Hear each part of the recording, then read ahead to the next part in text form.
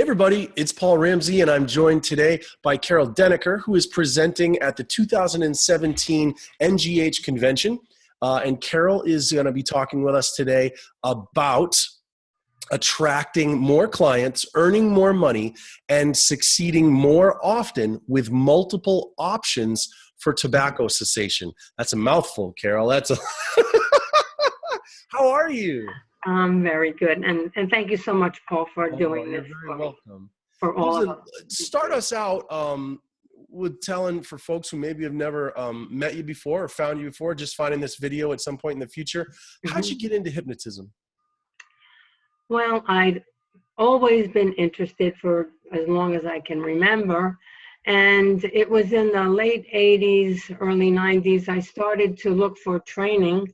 And if anyone that was looking for hypnosis back in the day, we had no internet. And so we'd find it in all kinds of crazy places, like the back of matchbook covers and the back of awful newspapers like the Inquirer and Star Magazine and that sort of thing. So I had the interest for a long time. And then what really prompted me to go ahead and be serious about looking for training was the fact that my brother-in-law, my husband's younger brother, was suffering from terminal cancer. He was a patient at Sloan Kettering. There was nothing they could do for his pain. They said they gave him enough to anesthetize an elephant. And they were actually entertaining the thought of severing his spinal cord so his brain and his body wouldn't communicate and he could have some peace. Anyway, he wouldn't do that, thank goodness. And I got the training and I was able to create tapes back then. I created tapes for him and he would listen to those and he could find peace and comfort. And I also helped him a bit with the transition period, when he was passing. So that was the start. Wow. That was my start. And at that time I was a graphic designer and I thought, well, I'll just do this part-time, on the weekends and evenings and, word of mouth, one thing led to another and it was getting to be too much to do just on the weekends or here and there in the evening. So I jumped in head first and I was very happy. I got my training through the NGH. I found an instructor back then by the name of Glenn King. He has since passed, but I got excellent training and excellent support from the NGH. And 25 years later, here I am. How much longer? How much later? 25. 25. Good for you. I started at 16. That's fantastic. Over 2 decades of experience, you guys. This is the kind of person that you want to draw from if you're going to come to the convention. This is exactly, you want people with this perspective and with this wealth of knowledge. That's great. So I'm looking at your description that you submitted for your presentation, and it says, learn the benefits of learning and offering more than one kind of smoking cessation process, as well as why being flexible with multimodal approaches results in more successful non-smokers. Right. So that's fascinating to me because I think there's a clear trend. I could be wrong. It's just purely from what I've observed, but it seems like a lot of folks in our industry are looking for that one killer model, that really great method or technique, and they want to stick with that. And you're going the whole other route. And talk more about that. Right. Well, at first, when we first get our training, we're so happy to have that script and we cling to that script and, excuse me. We start to notice that works very well for some people and not for everybody. The way I do the one session, stop smoking, is that they do stop on the first session, but they come back for one follow-up so I can monitor how they're doing. And so, a percentage come back very successful and some come back and, they've had a slip or, whatever their situation is. And so I started to realize, rather than always just going for another great script, to start to be able to do some of the other things, to do some regression work, parts therapy, Sometimes they even add in some EFT. To start to be able to use some more techniques, NLP techniques, to help people stop smoking. So just without giving away too much, just give me like a sense of like, how many different techniques would you say you've got in your toolkit for working with people with tobacco cessation? Let's see. Different approaches. Yeah. So do you have like 3 different ways you like to do it? Do you got 10? I'd say maybe 5 or 6. I Yeah. should have counted those up before the interview, but when direct suggestion, where there isn't the interaction, isn't seeming to be what the client needs, then I go to much more interactive techniques, more heavy aversion, which I might do a little, based on what the client says. If they come in and say, you don't understand, I'm a real smoker, as opposed to the hobbyist. Yeah. What they're really telling me is, I'm scared to death this isn't going to work and I have to stop smoking. They may say, I really need the heavy duty approach. I don't care if you set my hair on fire. I don't care what you do to me. I think they're asking for some aversion techniques when they talk like that. And I have had clients talk just like that. Yeah. Especially if they've had hypnosis in the past and maybe stopped smoking for a period of time and then picked it up again. And they'll say things like, it worked for 2 years. And I say, oh, no. It worked. It worked. At some point, you made the decision to pick up that habit again. Yeah. But, hypnosis was very effective for you. So that sort of thing. And then, occasionally someone will insist that they need to take, or they have already visited the doctor before they came to see me, and they're on, Chantix or some medication, or maybe they've already got the patch on, they're chewing the gum, and they're convinced that they need that as well. And I make an attempt to talk them out of that and say, you don't need it. Hypnosis works. You won't need any of that when you leave here. But sometimes I can't convince them. And then, it's just better to work with their model. And so, suggestions would change from, the cessation of smoking today to, a future date, similar to what we do when we use the tapering off program, which I use as well. Mm-hmm. So stop smoking on the first session, or tapering off program, or maybe they need, some sort of a regression back to the start, parts therapy, Sure. More techniques. And certainly I always, I think it's so important to include diaphragmatic breathing, because if you really think about it, smoking is a diaphragmatic breathing exercise. And I demonstrate what diaphragmatic breathing looks like, and I say, now what does that look like? And they say, yeah. So I go through that with them, and I realize, and then they'll realize, I should say, that they do have other options to calm down and relax when they need to.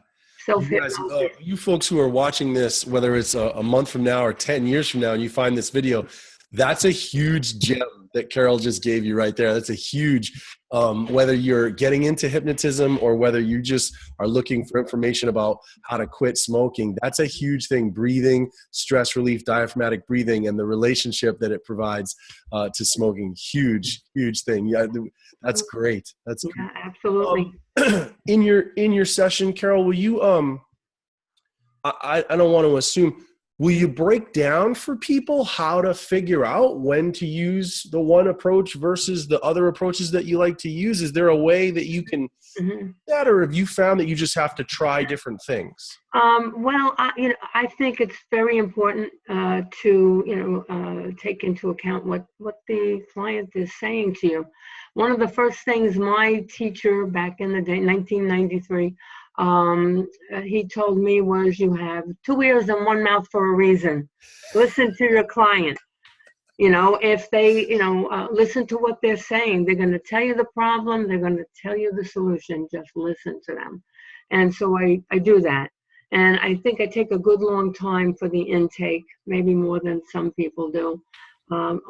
Maybe it's because I seem to need it, but not only to develop that rapport, but for, the additional info that comes out with a little more time. And then I do whatever I think is going to be best for that client. Now, if I do something very interactive that wouldn't result very well in a reinforcement recording, I'll do, because the interactive work is so quick, then I'll do another little quick session just for the reinforcement. So in that hour and a half, I make sure they get everything that they need, including self-hypnosis. You can't forget post-hypnotic suggestions. These are the things that, give people what they need when they walk out of that office. Yeah. Great. Do you, just out of curiosity, what percentage of your clientele would you say is smoking and tobacco cessation? Oh, okay. A good percentage, maybe half. Really? Yeah, maybe about half. Wow. Things Awesome. have shifted, certainly. Because I get a lot of word of mouth referrals because people do well. And, that's a huge part of our client base. But, I would say about half. That's Have what you, they call the bread and butter of hypnotism, right? right? It's Well, Do and it with your eyes closed. now with more states legalizing marijuana use. I mean, I would think that there's going to be, if there isn't already, there's going to be a boom in marijuana cessation where people, think, hey, it's legal, it's fun and great, let's do this. And then they find that it just gets out of hand for them. Have you noticed anything like that? I have noticed it, and it's interesting what can happen. I was just talking about that with a class this past weekend. The one may say, while you're helping me stop smoking, how about helping me stop this too? Or they'll come in for one or the other. And then you have also the client that comes in and reads me the riot act. Look, I'm here to stop smoking cigarettes. Get it? Get it? So they're telling me I do want to stop smoking cigarettes, but I'm going to continue to smoke pot. So I have seen more talk about that for sure, and also chew. The silent tobacco problem. It's not as obvious to most people unless you're living with somebody that does dip or chew. They're always spitting it out and have that lump. And but for the most of us, we're going to notice a smoker before we'll notice that somebody's using, chewing tobacco. Right. But they're also coming for help too. And so I talk about the differences between someone that's doing dip or chew and somebody that's smoking cigarettes, and to make sure that you're marketing to the cigar smokers and everybody. Yeah. Good. Great. Excellent. Hey, can you tell me about, again, you've been doing this for over 2 decades. You got a wealth of experience. As you worked on your methodologies for this particular area, was there like a real light bulb moment or a learning breakthrough that you experienced that really accelerated your success? Well, there are a few. Anyway, way back in the early days, when I was just learning how, I had a personal experience in practice, and that was that someone was hypnotizing me, failed to ask what a peaceful, calm place for me might be, and just gave me one. So they had me in a field of long swaying grasses and lovely wildflowers and all this lovely stuff, but my throat closed like that because it gave me a big allergy attack. Yeah. And I said, well, the person took me out of hypnosis and said, I've heard about this, but I've never seen it. So that happened to me, even though I'm not highly visual. I am a very deep hypnotic subject. So I didn't even see everything exactly as he said it, but I got an allergy attack. In my mind, I was there, and I know what happens when I go there. So that was huge for me to see the power of it. And another time, very early on, at that time, we were still able to use some very simple biofeedback devices. That's, today it is a licensed profession, biofeedback. But I was honestly answering a question that was given to me in hypnosis, I felt was honest. Yet the biofeedback equipment was just sounding off that there was a discrepancy here between what I said and what was really buried inside. And so that was a huge learning experience for me as well. To learn that people aren't necessarily lying to us, but they really aren't in touch with what's really going on inside. And so that was a big one. Yeah. Wow. A Very big cool.